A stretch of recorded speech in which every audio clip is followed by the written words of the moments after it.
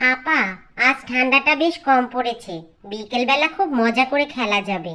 সে দেখা যাবে, এখন তুই তাড়াতাড়ি হাঁট। আপা দেখ, কি সুন্দর পিঠার মিষ্টি মিষ্টি গন্ধ বেরোচ্ছে। নিশ্চয়ই রুম্পাদের বাড়ি থেকে আসছে।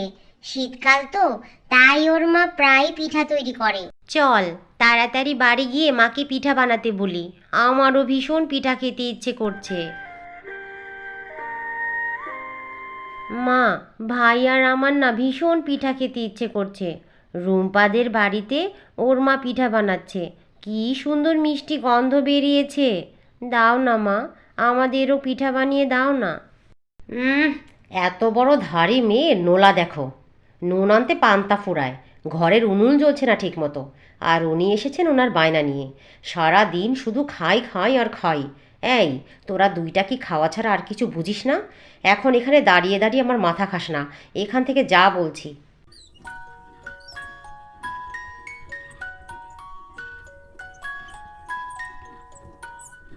কি হয়েছে? সকাল সকাল আমার ছেলে মেয়ে দুটোর সাথে এরকম চিল্লাচিল্লি করছো কেন? চিল্লাচিল্লি কি আর সাধে করছি? ঘরে ঠিকমতো উনুন জ্বলে না, তার উপরে ওনারা বায়না করেছেন পিঠা খাবে। কোথা থেকে দিব পিঠা?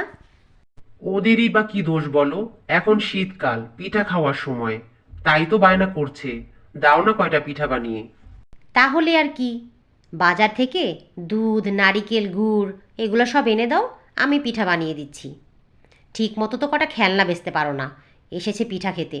কতবার করে বলেছি, এই খেলনা বিক্রি রেখে অন্য কিছু করার চেষ্টা করো, ঘরে কটা টাকা আসুক। কে শোনে কার কথা? অন্য কাজ তো করতে চাই গিন্নি, কিন্তু তুমি তো জানো এ গায়ে কাজ খুঁজে পাওয়া খুব মুশকিল। দেখি আজ কটায় বেশি খেলনা বেচতে পারি কিনা। তাহলে সেই খেলনা বিক্রি টাকা দিয়ে আসার সময় গুড়, নারিকেল আর দুধ কিনে নিয়ে আসবো।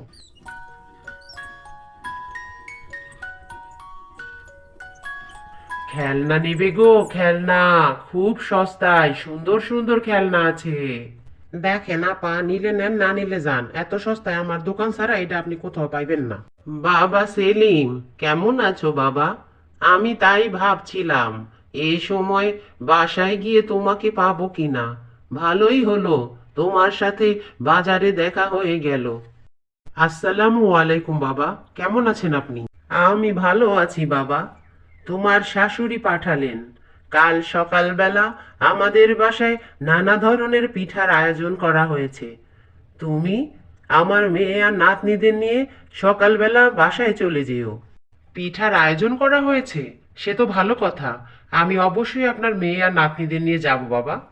আপনি এখন আপনার মেয়ের কাছে যান, আমরা দুপুরে একসাথে খাওয়া দাওয়া করব।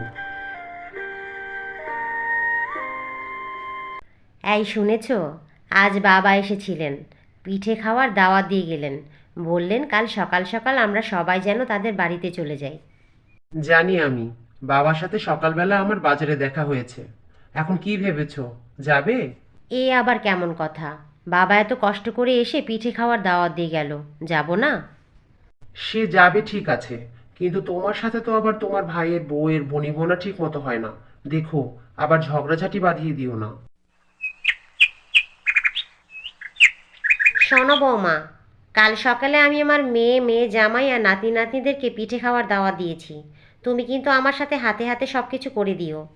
আপনি তো জানেন মা, আমি কাজ বাজ অত ভালো করতে পারি না। তারপরও বারবার কেন যে আমাকে এসব বলেন। আর তাছাড়া আমাকে এখন ঘরের সমস্ত দামি জিনিসগুলোকে আলমারিতে তুলতে হবে। গতবার আপনার বিছু নাতি এসে আমার একটা দামি ফুলদানি ভেঙে দিয়েছিল। আমি চাই না এবার আর আমার কোনো দামি জিনিসের ক্ষতি হোক। তোমার এত অহংকার কিসে বৌমা?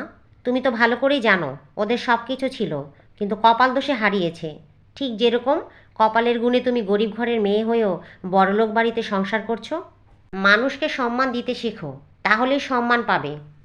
ওসব নীতি কথা আপনি আমাকে শোনাতে আসবেন না মা। শুধু খেয়াল রাখবেন, ওরা আসলে যেন আমার ঘরের কোনো দামি জিনিসে হাত না লাগায়।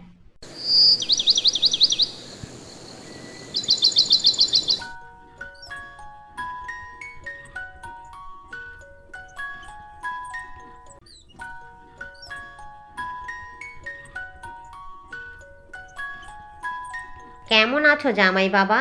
পথে আসতে কোনো সমস্যা হয়নি তো? না মা, কোনো সমস্যা হয়নি। আপনার জন্য আমাদের গাছের টাটকা লাউ নিয়ে এসেছি। কুচো চিংড়ি দিয়ে রান্না করবেন, খুব মজা লাগবে। আর কি কিছু পেলেন না, লাউ নিয়ে এসেছেন। আমাদের বাসায় আমরা কেউ লাউ খাই না। কে বলেছে আমরা লাউ খাই না? আমি আর তোমার শ্বশুর আমরা দুজন লাউ খাই। আমাদের লাউ ভীষণ ভালো লাগে। ভালো করেছো বাবা, লাউ নিয়ে এসেছো। আচ্ছা, পল্টু আর রিমা কোথায়? ওদের দুজনকে তো দেখছি না। ওরা আসতে না আসতেই ঘরে ঢুকে গেছে মা। জানোই তো দুজন কি দুষ্টু। ঘরে গেছে ভালো হয়েছে। জামাই বাবা, তুমি যাও, ঘরে গিয়ে একটু বিশ্রাম নিয়ে নাও। আর নীলু, তুই একটু আমার সাথে রান্নাঘরে আয় তো মা। আপা দেখ, কাচের বোতলটা দেখতে কি সুন্দর। আয় না, আমরা দুজন এটা দিয়ে খেলি। চলে এসেছে হাড় হাবাতের দল। এখন আমার ঘরের সমস্ত দামি জিনিসগুলোকে ভেঙে চুরে একেবারে একাকার করবে। খবরদার বলছি, ঘরের একটা জিনিসও হাত দিবি না। আমরা হাত দিচ্ছিলাম না মামি, শুধু দেখছিলাম। আমি পল্টুকে বারণ করতেই যাব, তুমি চলে আসলে। আমি জানি না বুঝি? আমি না আসলেই তো তোরা দুই ভাই বোন ওই দামি কাচের বোতলটা নিয়ে খেলা শুরু করতি। আমাকে দেখে সাধু সাজা হচ্ছে। রসে ভেজানো পিঠাগুলো দেখছি খুব ভালোভাবেই রসে ভিজে গেছে, আর চিতই পিঠাগুলোও হয়ে গেছে। মা নীলু, জামাই বাবা আর নাতি নাতনিদেরকে ডেকে নিয়ে আয়, এখান থেকে খেয়ে যাক। তুমি আমাদের পিঠার দাওয়াত দিয়ে ভালোই করেছো মা। গতকাল পল্টু আর রিমা পিঠে খাওয়ার জন্য অনেক বায়না করছিল। তোমার জামাইয়ের হাতের অবস্থা তো ভালো না, তাই খাওয়াতে পারিনি। আজ আমার ছেলে মেয়ে দুটো মন ভরে পিঠা খাবে। আমি ভালো করেই জানি পল্টু আর রিমা পিঠা খেতে খুব পছন্দ করে, তাই তো তোদের দাওয়াত দিয়েছি। আচ্ছা শোন, এগুলো এখানেই থাক। চল, তুই আর আমি ঘরে গিয়ে থালা বাসনগুলো সব নিয়ে আসি, তারপরে ওদেরকে ডাকবো। একা একা রান্নাঘরে এসে কাউকে না বলে চুরি করে পিঠা খাচ্ছিস? দাঁড়া, আজকে হচ্ছে তোর। মামি, তুমি মাকে কিছু বলো না। আমার অনেক পিঠা খেতে ইচ্ছে করছিল, তাই একটা পিঠা হাতে নিয়েছি। চুরি করে খাইনি মামি। কি হয়েছে? রান্নাঘরে এত চেঁচামেচি কিসের? আপনার নাতি চুরি করে পিঠা খাচ্ছিল, আমি হাতে নাতে ধরে ফেলেছি। এখন বাহানাবাজি করছে। এ তুমি কি বলছো ভাবি? আমার ছেলে তার নানি বাড়ি এসে শখ করে একটা পিঠা হাতে নিয়েছে, তাই বলে তুমি তাকে চোর বলবে? চোর বলেছি, বেশ করেছি। এই আদব কায়দা শিখিয়েছো ছেলেকে? কোথাও এসে কাউকে কিছু না বলে কোনো কিছু খাওয়াকে চুরি বলে, তুমি জানো না? তুমি কাকে কি বলছো বৌমা? এটা ওর নানি বাড়ি। ও যা ইচ্ছে তাই কাউকে কিছু না বলে খেতে পারে। আর তুমি তোমার মুখে লাগাম দাও। তুমি কিন্তু যা মন চায় তাই বলে যাচ্ছ। তুমি কিন্তু এ বাড়ির বউ, ভুলে যেও না। আপনিও ভুলে যাবেন না মা। আমি হচ্ছে এ বাড়ির বউ, আর এরা হচ্ছে এ বাড়ির মেহমান। আর মেহমানদের চুরি করে খাওয়ার অনুমতি নেই। মা যখন এত করে বলছে, একটা দিন থেকে যাই না। তুমি থাকতে হয় থাকো, আমি আমার বাচ্চাদেরকে নিয়ে এখন এখান থেকে চলে যাব। এখানে আর এক মুহূর্তও না। তুই রুম্পার কথায় কিছু মনে করিস না মা, তুই তো জানিস ও ওইরকমই। পিঠাগুলো বড় যত্ন করে আমি তোদের জন্য বানিয়েছি, না খেয়ে গেলে ভীষণ কষ্ট পাবো। যে পিঠার জন্য আমার ছেলেকে চোর ডাক শুনতে হয়েছে, সে পিঠা আমার গলা দিয়ে নামবে না মা। আমাকে তুমি মাফ করো। বাড়িতে কেউ আছো? দয়া করে দরজাটা খোলো। এমন শীতের রাতে বৃষ্টিতে আপনি বাইরে কি করছেন বুড়িমা? আপনার কি কোনো সাহায্যের দরকার? আমি অনেক দূর থেকে এসেছি মা। আমার বাড়ি বেশি দূরে না, কিন্তু এই শীতের রাত, তার উপরে বৃষ্টি, কনকনে ঠান্ডায় আমি জমে যাচ্ছি। তুমি কিছু মনে না করলে আমায় এক রাতের জন্য থাকতে দেবে মা? কেন দেব না বুড়িমা?